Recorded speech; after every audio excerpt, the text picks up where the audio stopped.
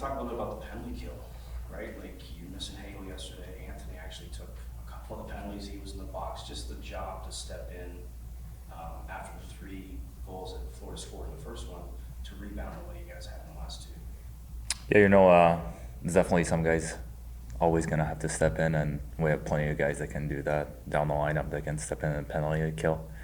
And after the first game, I think there were just a couple bad bounces, and we made some little adjustments to help out, and it did work out.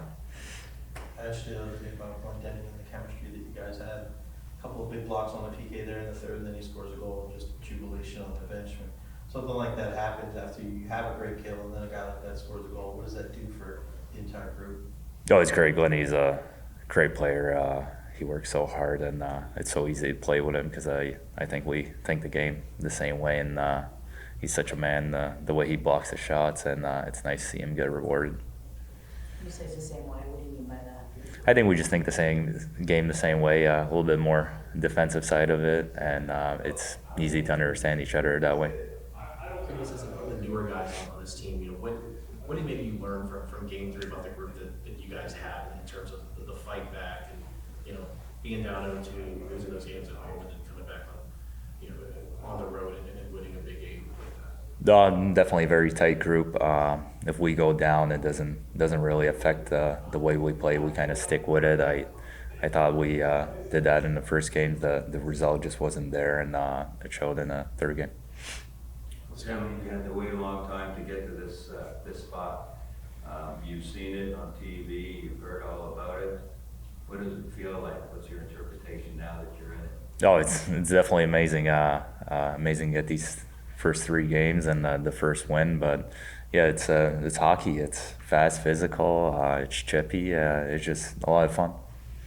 What have you learned about trying to deal with some of the tactics that Florida's doing?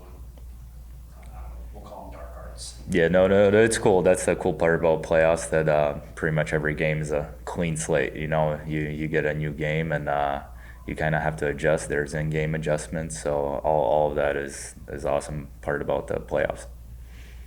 See, obviously, down 2-0, no Hagel, there's a lot of things that you can kind of use as motivation for this game.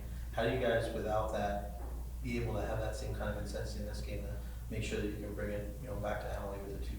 Yeah, that's what I say. It's a clean slate. You kind of just extract the things you need to extract from the previous games, where it's a loss or a win, and you get a brand new game the next day. And I think the energy we had coming in last game was great, and I have no doubt we'll bring that tomorrow.